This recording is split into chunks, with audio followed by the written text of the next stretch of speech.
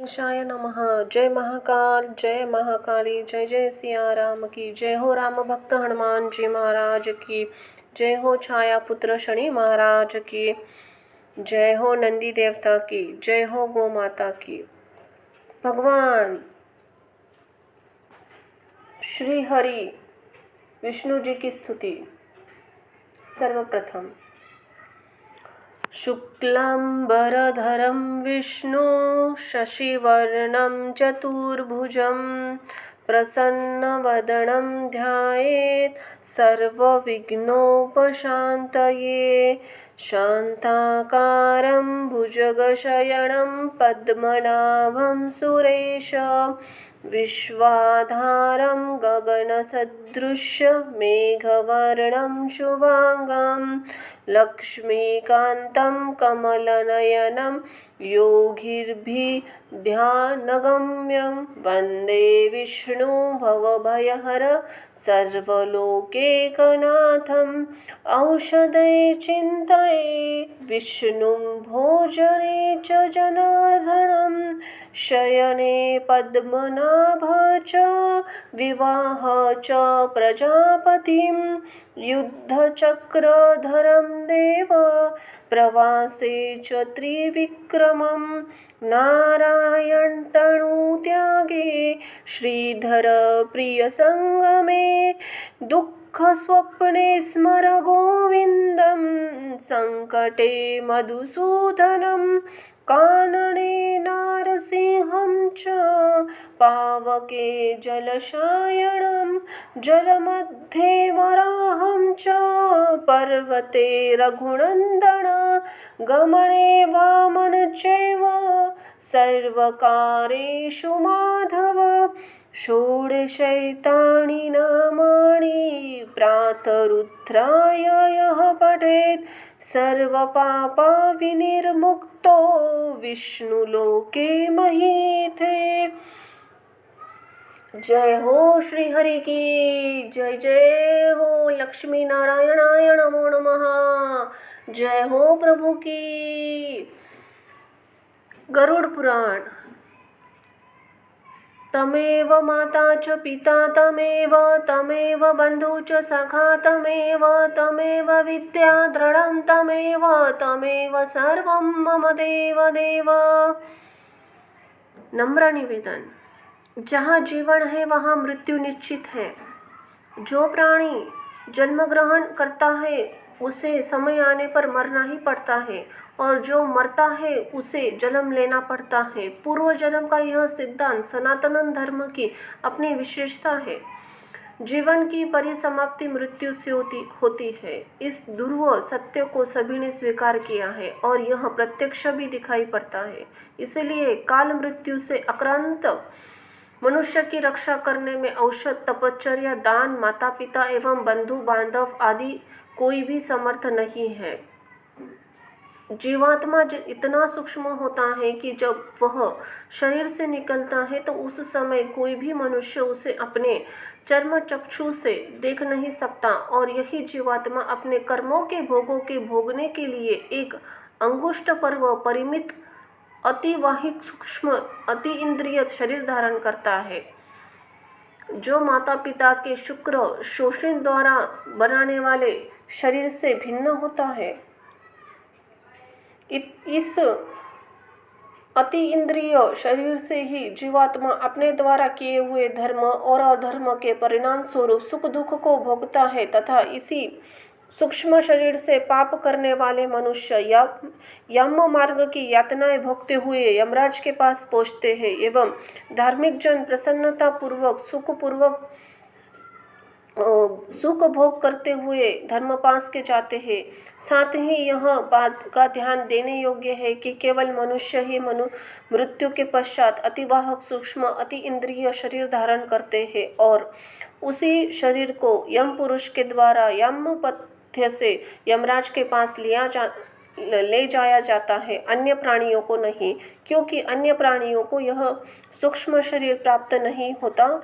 वे तो तत्काल दूसरी योनि में जा पाते हैं। पशु पक्षी आदि नाना तीर्थ योनि के प्राणी मृत्यु के पश्चात वायु रूप में विचरण करते हुए पुनः किसी योनि में विशेष में जन्म ग्रहण हेतु उस योनि के गर्भ में आ जाते हैं। केवल मनुष्य अपने शुभ और अशुभ कर्मों का अच्छा बुरा परिणाम यह लोक और परलोक में भोगना ही पड़ता है।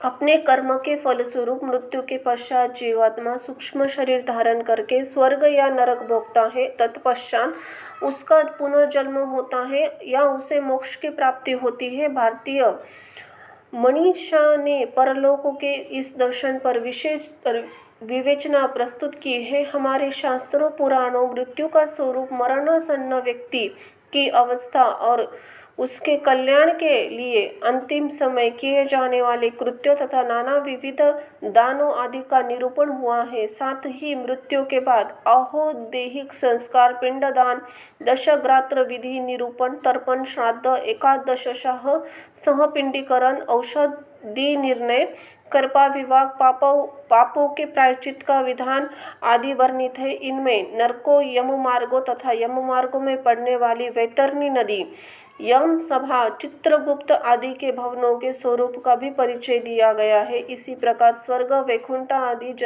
लोकों के वर्णन के साथ ही पुरुषार्थ चतुष्टय धर्म, अर्थ, काम और मोक्ष को प्राप्त करने विविध स्थानों का निरूपण हुआ है और जन्म मरण के बंधन से मुक्त होने के लिए आत्मज्ञान का प्रतिपादन भी प्राप्त है।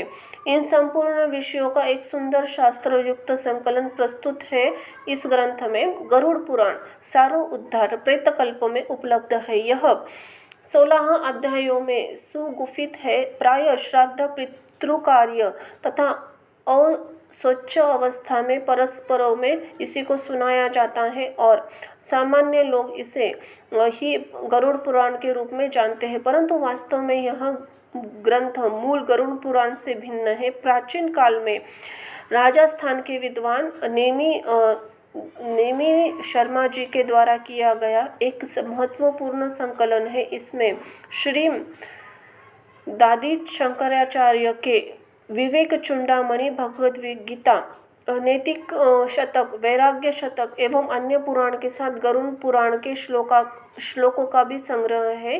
कुछ लोगों में यह भ्रांत धारणा बनी है कि गरुड़ पुराण सारो उत्तर प्रेत कल्म को घर में नहीं रखना चाहिए, केवल श्राद्ध आदि प्रेत कार्यों में इसकी कथा सुनते हैं। यह धारणा अत्यंत ही भ्रामक और अंधविश्वास युक्त है। इस कारण इस ग्रंथ की महिमा की यही बात लिखी है, जो मनुष्य इस गरुड़ पुराण को सारो उद्धार द्वारा सुनता है, चाहे जो भी इसका पाठ करता है, वह यमराज की भयंकर यातनाओं को तोड़कर निष्पाप होकर स्वर्ग को प्राप्त करता है। यह ग्रंथ बड़ा ही पवित्र और पुण्यदायक है तथा सभी पापों का विनाशक एवं सुनने वाले की समस्त कामनाओं का पूरक है। इसका सदैव श्रवण करना चाहिए। बोलो सांब सदाशिव पार्वती पते, हर हर महादेवाय नमो नमः। गरुड़ पुराण सारोद्दुणा का श्रवण रूपी यह अर्वदेवक और अधर्व देविक कृत्य पितरों की मुक्ति प्रदान करने वाला, पुत्र विषयक अभिलाषाओं को पूर्ण करने वाला तथा इस लोक परलोक में सुख प्रदान करने वाला है। जो इस पवित्र प्रेतकल्प को सुनता अथवा सुनाता है, वे दोनों पापों से मुक्त हो जाते हैं और कभी भी दुर्गति को प्राप्त नहीं करते। इसीलिए समस्त दुखों का विनाश करने वाले तथा धर्म, अर्थ, काम, मोक्ष इस चतुर्विधि पुरुषार्थ को प्राप्त करने वाला इस गरुड़ पुराण का प्रेतकल्प को विशेष प्रयत्न करके अवश्य सुनना चाहिए। वास्तव में गरुड़ पुराण सारो उद्धार की समस्त कथाओं उपदेशों का सार यही है कि हमें आस्तिकता का त्याग कर वैराग्य और प्रवृत्त होना चाहिए तथा सांसारिक बंधनों से मुक्त होने के लिए एकमात्र परमात्मा की शरण में जाना चाहिए। यह लक्ष्य प्राप्ति कर्मयोग, ज्ञान अथवा भक्ति द्वारा किसी प्रकार हो सकती है। इसकी विशद व्याख्या इस ग्रंथ में हुई है। मनुष्य इस लोक में जाने के बाद अपने परलोक में जीवन किस प्रकार सुख, समृद्ध एवं शांतिप्रद बना सकता है तथा उसके मृत्यु के बाद प्राणी के उद्धार के लिए पुत्र पौत्र आदि परिवार का जनों का क्या कर्तव्य है, इसका विशद वर्णन यहाँ प्राप्त होता है। गरुड़ पुराण सारों उद्धार के श्रवण और पठन से स्वाभाविक ही पुण्य लाभ तथा अंतःकरण की पराशुद्धि एवं भगवान के रीति तथा विषयों से विरति तो होती है तथा साथ ही मनुष्य को ऐहिक और परलोक की हानि लाभ का यथार्थ ज्ञान भी प्राप्त हो जाता है। तदनुसार जीवन में कर्तव्य निश्चय करने की अनुभूति शिक्षा भी मिलती है। इसके अतिरिक्त पुत्र पौत्र आदि पारिवारिक जनों की परमार्थिक आवश्यकता और उनके कर्तव्य बोधन का परिज्ञान भी इसमें उपलब्ध है। इस प्रकार अत्यधिक उपादेय ज्ञानवर्धक सरस तथा अभ्युदय और कल्याण में पूर्णतया सहायक है। आशा है कि सर्वसाधारण इससे लाभान्वित होंगे। जय जय शिव शंभो, जय जय श्री हरि की जय हो। श्री हरि लक्ष्मी नारायणाय नमो नमः, वासुदेवाय नमः, ओम गोपाल गोविंदाय नमो नमः। जय जय श्री हरि। जय हो प्रभु की। गरुड़ पुराण सारो उद्धार प्रथम अध्याय पहला अध्याय। बोलो सांब सदाशिव पार्वती पते हर हर महादेवाय नमः। ओम लक्ष्मी नारायणाय नमो नमः। जय जय हो प्रभु श्री हरि की जय हो। वैकुंठ निवासी प्रभु जी जय जय हो। पहला अध्याय। धर्म ही जिसका सदृढ़ मूल है, वेद जिसका स्कंध है, पुराण रूपी शाखाओं से जो समृद्ध है, यज्ञ जिसका पुष्प है और मोक्ष जिसका फल है, ऐसे भगवान मधुसन रूपी पादप कल्प वृक्ष की जय हो। देव क्षेत्र नैमिष्य अरण्य में स्वर्गलोक की प्राप्ति के कामना से शैनाक्त ऋषि ने एक बार सहस्त्र वर्ष में पूर्ण होने वाला यज्ञ प्रारंभ किया।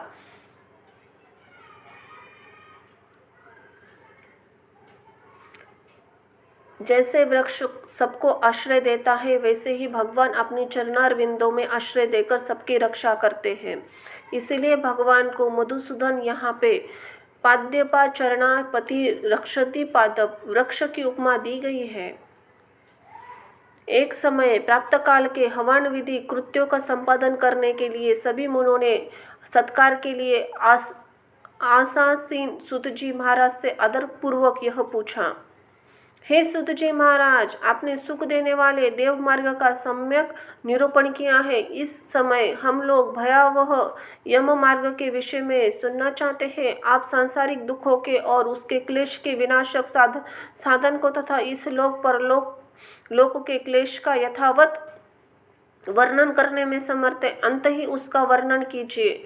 हे मुनियों, आप लोग सुने, मैं अत्यंत दुर्गम यम मार्ग के विषय में कहता हूँ, जो पुण्य आत्माजनों के लिए सुखद, पापियों के लिए दुखद है। गरुड़ जी के पूछने पर भगवान विष्णु ने उनसे जैसा कुछ कहा था, मैं उसी प्रकार आप लोगों को संदेह निवृत्ति के लिए कहूँगा। किसी समय वैकुंठ में सुखपूर्वक विराजमान परम गुरु श्री हरि से विनीता पुत्र गरुड़ जी ने विनय से झुककर पूछा, हे देव, आपने भक्ति मार्ग का अनेक प्रकार से मेरे समक्ष वर्णन किया है और भक्तों के प्राप्त होने वाली उत्तम गति के विषय में कहा है। अब हम भयंकर यम मार्ग के विषय में सुनना चाहते हैं। हमने सुना है कि आपकी भक्ति से विमुख प्राणी वह नरक में जाते हैं। भगवान का नाम सुगमता पूर्वक ही लिया जाता है। जिह्वा प्राणी के अपने वश में है तो भी लोग नरक में जाते हैं। ऐसे अधम मनुष्यों को बार बार धिक्कार है। इसलिए हे भगवान, पापियों की जो गति है तथा यम मार्ग में जैसे वे अनेक प्रकार के दुख प्राप्त करते हैं, उसे आप मुझसे कहिए। हे पक्षींद्र, सुनो, उस यम मार्ग के विषय में कहता हूँ, जिस मार्ग से पापी जन नरक की यात्रा करते हैं और जो सुनने वाले के लिए भयावह है। हे त्राक्ष, जो प्राणी सदा पाप पारायण है, दया और धर्म से रहित है, जो दुष्ट लोगों की संगति में रहते हैं, सत्शास्त्र सत्संगति से विमुख है, जो अपने को स्वयं प्रतिष्ठित मानते हैं, अहंकारी है तथा धन मान के मद से चूर है, आसुरी शक्ति से प्राप्त है तथा देवी संपत्ति से रहित है, जिनका चित्त अनेक विषयों में आसक्त होने से भ्रांत है, जो मोह के जाल में फंसे हैं और कामनाओं के भोग में लगे हैं, ऐसे व्यक्ति अपवित्र नरक में गिरते हैं। जो लोग ज्ञानशील है वे परम गति को प्राप्त होते हैं। पापी मनुष्य दुखपूर्वक यम यातना प्राप्त करते हैं। पापियों को इस लोक में जैसे दुख की प्राप्ति होती है और मृत्यु के पश्चात वो वैसे ही यम यातना को प्राप्त होते हैं। उसे सुनो। यथोपार्जित पुण्य और पाप के फलों के पूर्व में भोग कर कर्म संबंध से उसे कोई शारीरिक रोग हो जाता है।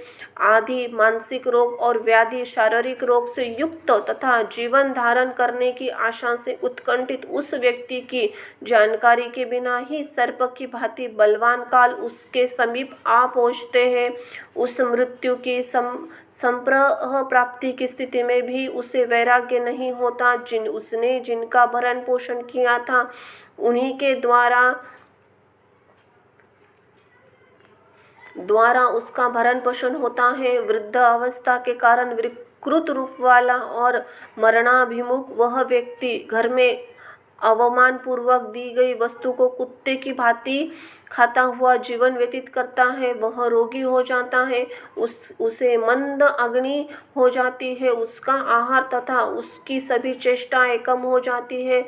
प्राण वायु के बाहर निकलते ही उसकी आंखें उलट जाती है। नाड़ियाँ कब से रुक जाती है। उसे खांसी और श्वास लेने में प्रयत्न करने पड़ता है तथा कंठ से घूर घूर से शब्द निकलने लगते हैं।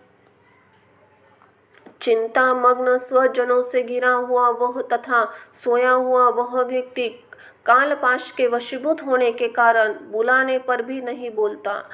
इसी प्रकार कुटुंब के भरण पोषण में निरंतर लगा रहने वाला अति अजितेंद्रिय व्यक्ति अंत में रोते बिलखते बंधु बांधवों के बीच उत्कंठ वेदना से संज्ञा शून्य होकर मर जाता है। हे गरुड़, उस अंतिम क्षण में प्राणी व्यापक दिव्य दृष्टि प्राप्त हो जाती है, जिससे वह लोग परलोक को एकत्र देखने लगते हैं। अंतःचकित होकर वह कुछ भी कहना नहीं चाहता। यमदूतों के समीप आने पर सभी इंद्रियां विकल हो जाती है, चेतना जड़ीभूत हो जाती है और प्राण चलयमान होते हैं। आतुर काल में प्राण वायु के अपने स्थान से चल देने पर एक क्षण भी एक कल्प के समान प्रतीत होता है और 100 बिच्छुओं के डंक मारने जैसी पीड़ा होती है। वैसी पीड़ा उस समय उसे अनुभव होने लगती है। वह मरणसन्न व्यक्ति फन उगाने लगता है और उसका मुख लार से भर जाता है। पापी जन के प्राणवायु अधोर द्वार गुदा मार्ग से निकलते हैं। उस समय दोनों हाथ में पाश और दंड धारण किए नग्न दांतों के कटकटाते हुए क्रोधपूर्ण नेत्र वाले यम के 2 भयंकर दूत समीप आते हैं। उनके केश ऊपर की ओर उठे होते हैं और कौवे के समान काले होते हैं और टेढ़े मुख वाले होते हैं तथा उनके नख आयुध की भांति होते हैं। उन्हें देखकर भयभीत हृदय वाला वह मरणासन्न प्राणी मल मूत्र का विसर्जन करने लगता है। अपने पंचभौतिक शरीर से हाय हाय करते हुए निकलता हुआ तथा यमदूतों के द्वारा पकड़ा हुआ वह अंगुष्ठ मात्र प्रमाण का पुरुष अपने घर को देखता हुआ यमदूतों के द्वारा यातना देह से ढक करके गले में बलपूर्वक पाशों से बांधकर सुदूर यम मार्ग पर यातना के लिए उसी प्रकार ले जाया जाता है जिस प्रकार राजपुरुष दंडनीय अपराधी को ले जाते हैं। इसी प्रकार ले जाते हुए उस जीव को यम के दूत तर्जना करके डराते हैं और नरक की तीव्र भय का पुनः पुनः वर्णन करते सुनाते हैं। यमदूत कहते हैं, रे दुष्ट शीघ्र चल, तुम यमलोक जाओगे। आज तुम्हें हम सब कुंभीपाक आदि नरक में शीघ्र ही ले जाएंगे। इसी प्रकार यमदूतों की वाणी तथा बंधु बांधव का रुदन सुनता हुआ वह जू जोर जोर से हा हा करके विलाप करता है और यमदूतों के द्वारा प्रताड़ित किया जाता है। यमदूतों के तर्जनों से उसका हृदय विदीर्ण हो जाता है, वह कांपने लगता है। रास्ते में उसे कुत्ते काटते हैं और अपने पापों का स्मरण करता हुआ वह पीड़ित जीव यम मार्ग में चलता है। भूख और प्यास से पीड़ित होकर सूर्य, दाव, अग्नि एवं वायु के झोंकों से संतप्त हुए और यमदूतों के द्वारा पीठ पर कोड़े पीटे जाते हुए उस जीव को तपी हुई बालुका से पूर्ण तथा विश्राम रहित और जल रहित मार्ग पर असमर्थ होते हुए भी बड़ी कठिनाई से चलना पड़ता है। थक कर जगह जगह गिरता मूर्छित होता वह जीव पुनः उठकर पापजनों की भांति अंधकारपूर्ण यमलोक में लाया जाता है।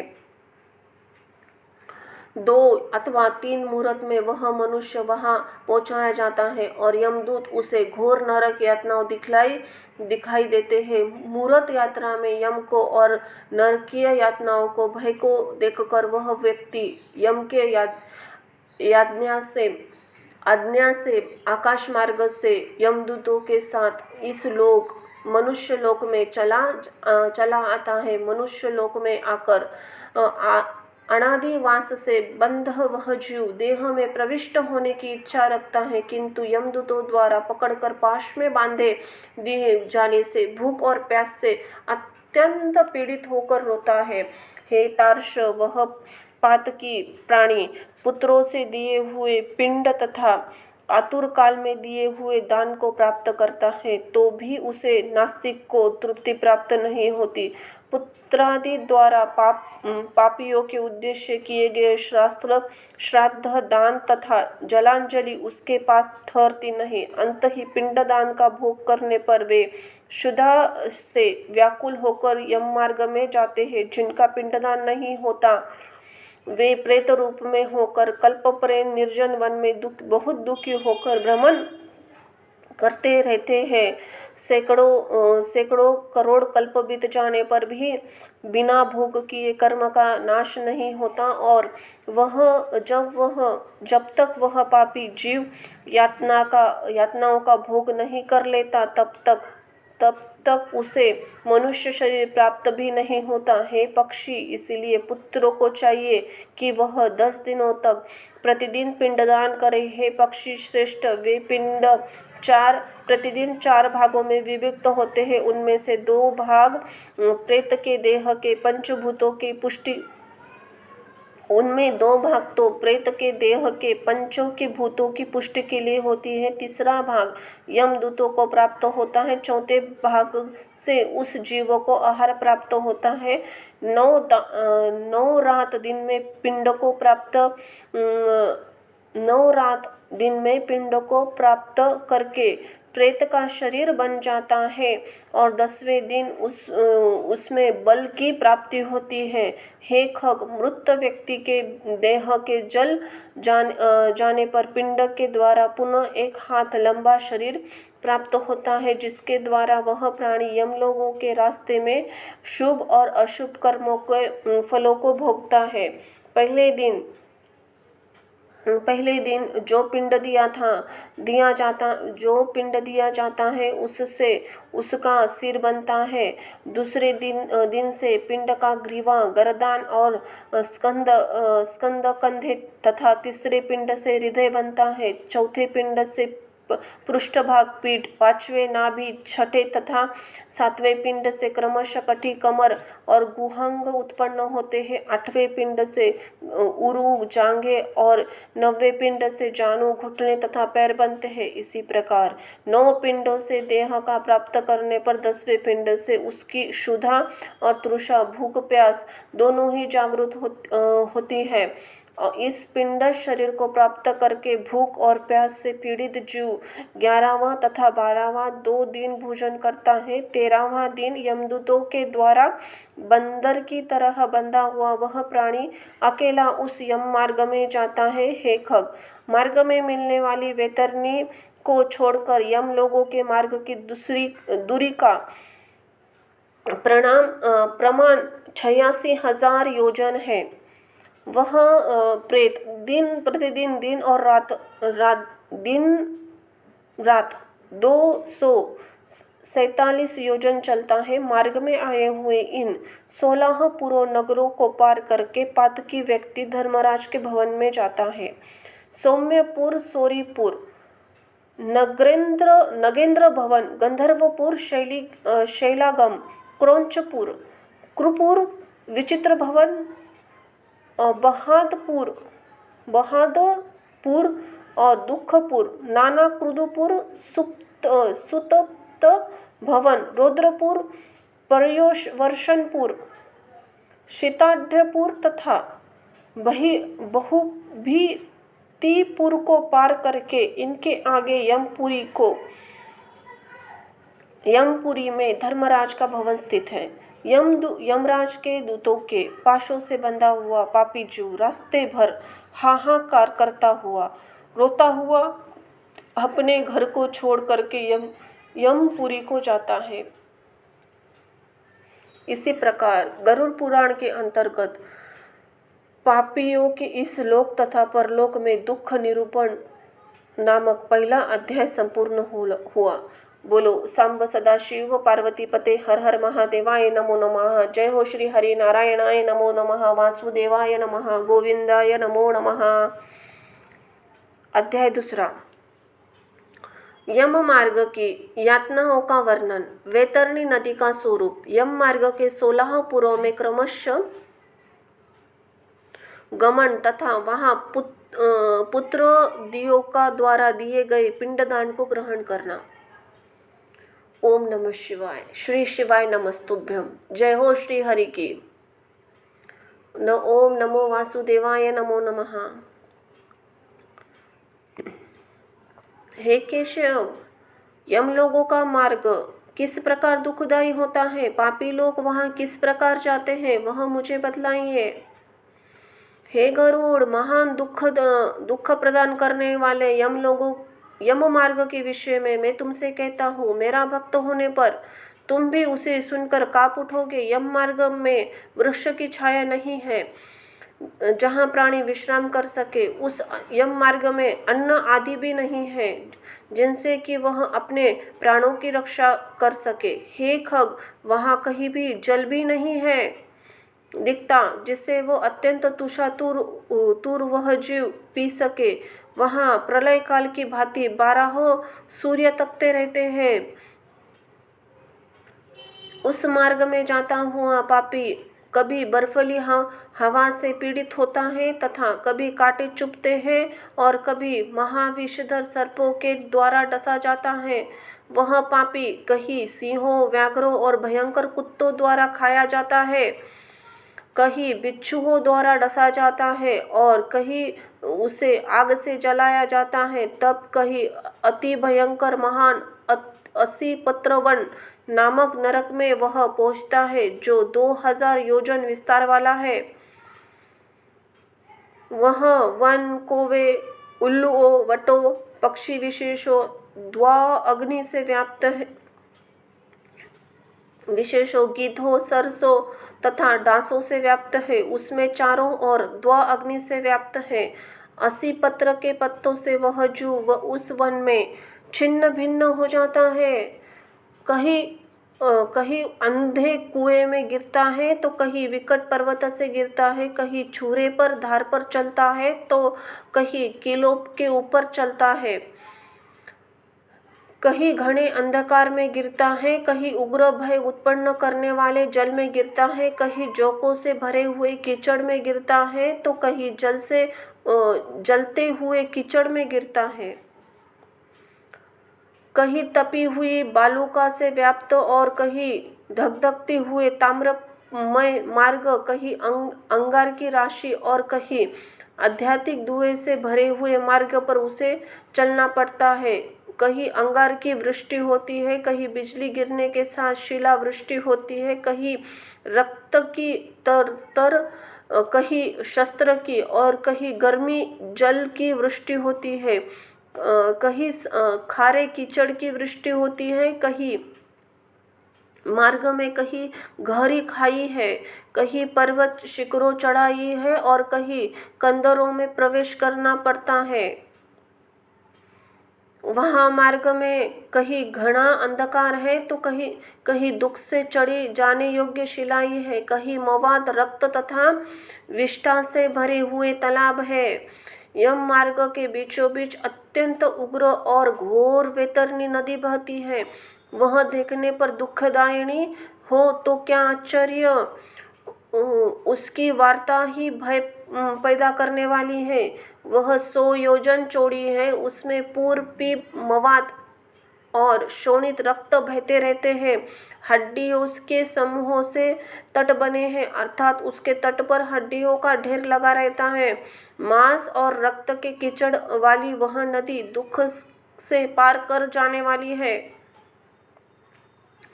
अतः गहरी और पापियों द्वारा दुखपूर्वक पार जाने वाली वह नदी केश रूपी सेवा रस से भरी होने के कारण दुर्गम है।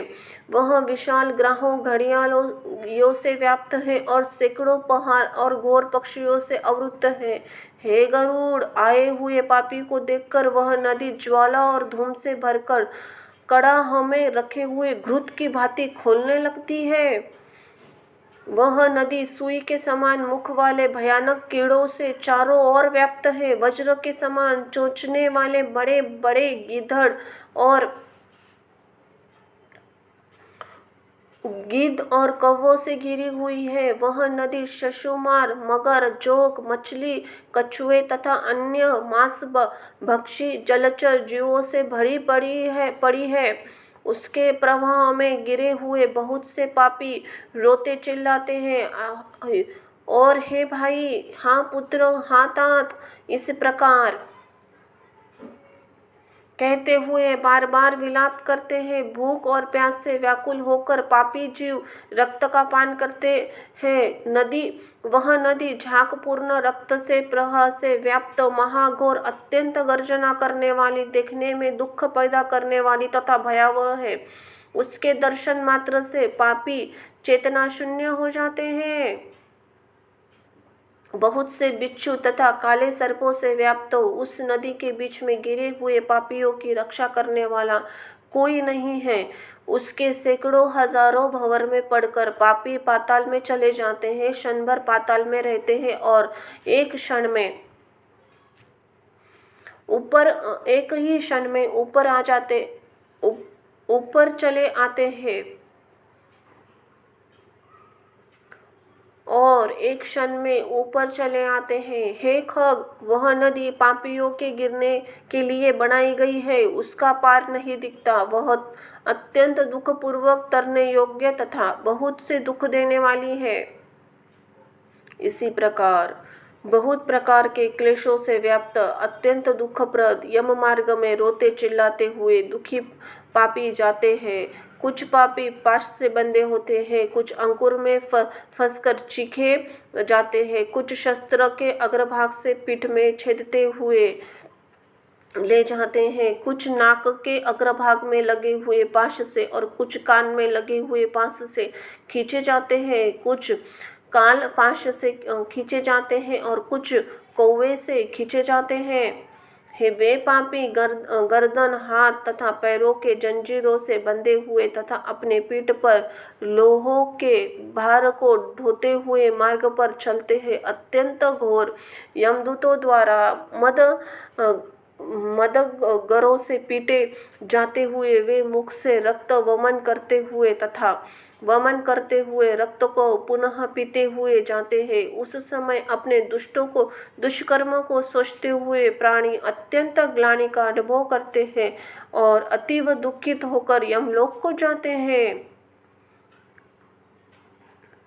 इसी प्रकार यम मार्ग में जाता हुआ वह मंद बुद्धि प्राणी हाँ पुत्र, हाँ पौत्र, इसी प्रकार पुत्र और पौत्रों को पुकारते हुए हाय हाय इस प्रकार विलाप करते हुए पश्चाताप की ज्वाला से जलता रहता है। वह विचार करता है कि महान पुण्य के संबंध से मनुष्य जन्म प्राप्त होता है, उसे प्राप्त कर भी मैंने धर्म आचरण नहीं किया। यह मैंने क्या किया? मैंने दान दिया ही नहीं, अग्नि में हवन किया ही नहीं, तपस्या की नहीं, देवताओं की पूजा की नहीं, विधि विधान से तीर्थ सेवा नहीं की। अंत ही है जीव, जो तुमने किया है उसका फल भोगो। हे देही, तुमने ब्राह्मणों की पूजा की नहीं, देव नंदी गंगा का सहारा नहीं लिया नहीं, सत्पुरुषों की सेवा की नहीं, कभी भी दूसरों के उपकार किया नहीं, इसलिए हे जीव, तुमने जो किया है अब उसका फल भोगो। मनुष्य और पशु पक्षियों के लिए जलहीन प्रदेश में जलाशय का निर्माण किया नहीं, गौओं और ब्राह्मणों आजीवा के लिए थोड़ा भी प्रयास किया नहीं, इसीलिए हे देही, तुमने जो किया है उससे अपना निर्वाह करो। तुमने नित्य दान किया नहीं, गौओं के दैनिक भरण पोषण की व्यवस्था की नहीं, वेदों शास्त्रों के वचनों को प्रमाण माना नहीं, पुराणों को सुना नहीं, विद्वानों की पूजा की नहीं, इसलिए हे देही, जो तुमने किया है उसी दुष्कर्म का फल अब भोगो। नारी जीव भी पश्चाताप करते हुए कहती है, मैंने पति की हित कर आज्ञा का पालन किया नहीं, पतिव्रत्य का धर्म का कभी पालन किया नहीं, गुरुजनों गौरव वंचित सम्मान दिया नहीं, इसलिए हे देहीन, जो तुमने किया अब उसी का ही फल भोगो। धर्म बुद्धि से एकमात्र पति की सेवा की नहीं, अपनी और पति की मृत्यु हो जाने पर वहीन प्रवेश करके उसका अनुगमन किया नहीं, वैधव्य प्राप्त करके त्यागमय जीवन व्यतीत किया नहीं, इसलिए हे देहीन, जैसा किया उसका फल अब भोगो। मास पर्यंत किए जाने वाले उपवासों तथा चंद्रयान व्रतों तथा सुवर्तीन नियमों का पालने से शरीर को सुखाया नहीं, पूर्व जन्म में किए हुए दुष्कर्मों से बहुत प्रकार के दुखों की प्राप्त करने के लिए नारी शरीर प्राप्त किया था। इसी तरह बहुत प्रकार से विलाप करके पूर्व देहन का स्मरण करते हुए मेरा मानव जन्म शरीर कहाँ चला गया, इसी प्रकार चिल्लाता हुआ वह यम मार्ग से चलता है। हे तार्श, इसी प्रकार 17 दिन तक अकेले वायु वेग से चलते हुए 18वें दिन वह प्रेत सौम्यपुर में जाता है। उस रमणीय श्रेष्ठ सौम्यपुर में प्रेत का महान गण रहता है। वहाँ पुष्पभद्रा नदी और अत्यंत प्रिय दिखने वाला वटवृक्ष है। उस चंद्रायन व्रत चंद्रमा के कलाओं से एवं वृद्धि के अनुसार उतने ही ग्रास ग्रहण करके किया जाने का व्रत चंद्रायन व्रत कहलाता है। पिंपलिका का मध्य और यव मध्य इन नामों से 2 प्रकार का होता है। उस पूर्व में यमदूतों के द्वारा उसे विश्राम कराया जाता है। वहाँ दुखी होकर वह स्त्री पुत्रों के द्वारा प्राप्त सुखों का स्मरण करता है। वह अपने धन भृतु पौत्र आदि के विषय में जब सोचने लगता है तो वहाँ रहने वाले किंकर उससे इस प्रकार कहते हैं, धन कहाँ है, पुत्र कहाँ है, पत्नी कहाँ है, मित्र कहाँ है, बंधु बांधव कहाँ है। रे अरे मूढ़, जीव अपने कर्मोपर्जित फलों को ही भोगता है, इसलिए सुदीर्घ काल तक यम मार्ग पर चलो, इस यम मार्ग पर चलो। हे परलोक राही, तू यही जानता है कि राहगिरी लोका बल और सबल पाथई ही होता है, जिनके लिए तूने प्रयास तो किया ही नहीं। तू यह भी जानता था कि तुम्हें निश्चित ही उस मार्ग पर चलना है, उस रास्ते पर भी लेन देन नहीं हो सकता। यह मार्ग तो बालकों का भी वंदित रहता है। हे मनुष्य, क्या तुमने इसे नहीं सुना था? क्या तुमने ब्राह्मणों के मुख से पुराणों के वचन सुने नहीं थे? इसी प्रकार कहकर मुद्द गराव से पीटा जाता हुआ वह जीव गिरते पड़ते दौड़ते हुए बलपूर्वक पाशों से खींचा जाता है।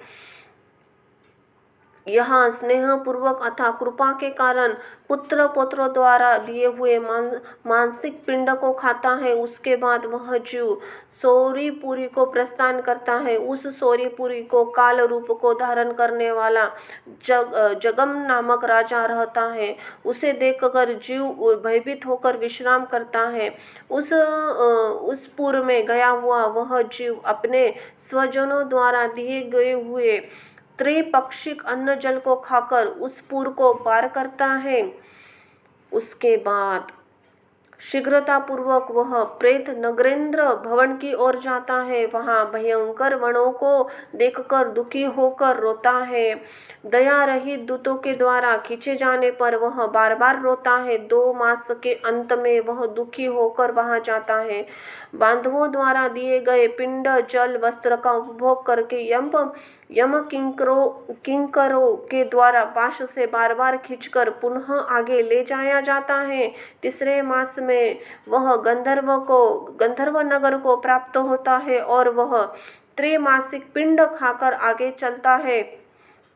4 मास में वह शैलागमपुर में पहुंचता है। वहां प्रेत के ऊपर बहुत अधिक पत्थरों की वर्षा होती है। 4 मास में मासिक पिंड को खाकर वह कुछ सुखी होता है। उसके बाद 5वें महीने में वह प्रेत कांचपुर पहुंचता है। कांचपुर में वह स्थित वह प्रेत वहां बांधवों द्वारा हाथ से दिए गए 5वें मासिक पिंड को खाकर आगे कुरूरपुरी की ओर चलता है। 5.5 मास के बाद बांधवों द्वारा प्रदत्त उन षंड मासिक पिंड और घटदान से तृप्त होकर वह वहां आधे मुहूर्त तक विश्राम करके यमदूतों के द्वारा डराए जाने पर दुख से कांपता हुआ उस पुर को छोड़कर चित्रभवन नामक पुर को जाता है, जहां यम का छोटा भाई विचित्र नाम वाला राजा राज्य करता है। उस विशाल शरीर वाले राजा को देखकर वह जीव डर से भागता है। तब सामने आकर कैवर्त धीवर उससे यह कहते हैं, हम इस महावैतरणी नदी को पार करने वाले के लिए नाव लेकर आए हैं। यदि तुम्हारा इस प्रकार का पुण्य हो तो इसमें बैठ सकते हो। तत्वर्षी मुनियों के दान को ही वितरण देना या बांटना कहाँ है। यह वैतरणी नदी वितरण के द्वारा ही पार की जा सकती है, इसीलिए इसको वैतरणी कहा जाता है। यदि तुमने वैतरणी का गो का दान किया है तो नौका तुम्हारे पास अवश्य आएगी, अन्यथा नहीं। ऐसे वचन सुनकर प्रेत हाँ देव ऐसा कहता है। उस प्रेत को देखकर वह नदी खोलने लगती है और उसे देखकर प्रेत अत्यंत क्रदन विलाप करने लगता है, जिसने अपने जीवन में कभी दान दिया ही नहीं। ऐसे पापात्मा उस वैतरणी में डूबता है। तब आकाश मार्ग से चलने वाले दूत उसके मुख में कांटा लगाकर बंसी से मछली की भांति उसे खींचते हुए पार ले जाते हैं। वहाँ षंड मासिक पिंड खाकर वह अत्यधिक भूख से पीड़ित होकर विलाप करता हुआ आगे के रास्ते पर चलता है। 7वें मास के वह भयपदपुर को जाता है और वहां अपने पुत्रों के द्वारा दिए हुए 7म मासिक पिंड को खाता है। हे पक्षीराज गरुड़, उस पुर को पार कर वह दुखद नामक पुर को जाता है। आकाश मार्ग से जाता हुआ वह महान दुख को प्राप्त करता है।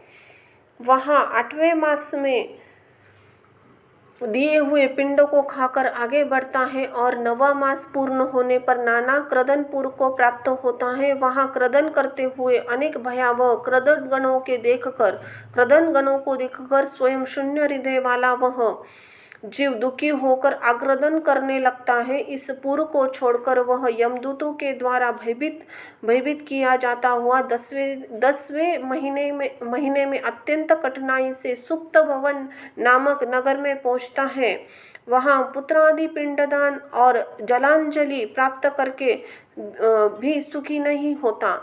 11वां मास पूरा होने पर वह रुद्रपुरी को जाता है। पुत्रादि दिए हुए 11 मासिक पिंड को वहां खाता है। 11.5 मास बीतने पर वह जीव पर्यवसन नामक नगर में पहुंचता है। वहां प्रेतों को दुख देने वाले मेघ घनघोर वर्षा करते हैं। वहां पहुंचने पर दुखी वह उन शाब्दिक श्राद्ध के पिंड को खाता है। इसके बाद वह वर्ष पूरा होने पर वह जो शीताढ्य नामक नगर को प्राप्त होता है, वहाँ हिम से भी 100 गुनी अधिक ठंड, महान ठंड पड़ती है। शीत से दुखी तथा शुद्धित वह जीव इस आशा से दसों दिशाओं में देखता है कि शायद कोई हमारा बांधव हो जो मेरे दुख को दूर कर सके। तब यम के दूत कहते हैं, तुम्हारा ऐसा पुण्य कहाँ है? फिर वार्षिक पिंड को खाकर वह धैर्य धारण करते हैं। वह धैर्य धारण करता है। उसके बाद वर्ष के अंत में यमपुरी के निकट पहुंचने पर वह प्रेत बहुत ही पुरी में जाकर हाथ भर माप के अपने शरीर को छोड़ देता है। हे पक्षी, पुनः कर्म भोग के लिए अंगुष्ठ मात्र के वायु स्वरूप यातना देह को प्राप्त करके वह यमदूतों के साथ जाता है। हे कश्यपत्मज, जिन्होंने औदिक यानी कि मरणकालीन दान नहीं दिए गए हैं, वे यमदूतों के द्वारा दृढ़ बंधन से बंधे हुए अत्यंत कष्ट से यमपुरी को जाते हैं। हे आकाशगामी धर्मराजपुरी के 4 द्वार हैं, जिनमें दक्षिण द्वार के मार्ग से तुमसे वर्णन कर दिया। इस महान भयंकर मार्ग में भूख और प्यास और श्रम से दुखी जीव जिस प्रकार जाते हैं, वह सब मैंने बतला दिया। अब क्या सुनना चाहते हो? इस प्रकार गरुड़ पुराण के अंतर्गत स्वर द्वार में यम मार्ग निरूपण नामक दूसरा अध्याय यहाँ पूर्ण हुआ। बोलो सांब सदा शिव पार्वती पते, हर हर महादेव। जय जय सिया राम की जय हो। प्रभु हनुमान जी महाराज की धन्यवाद।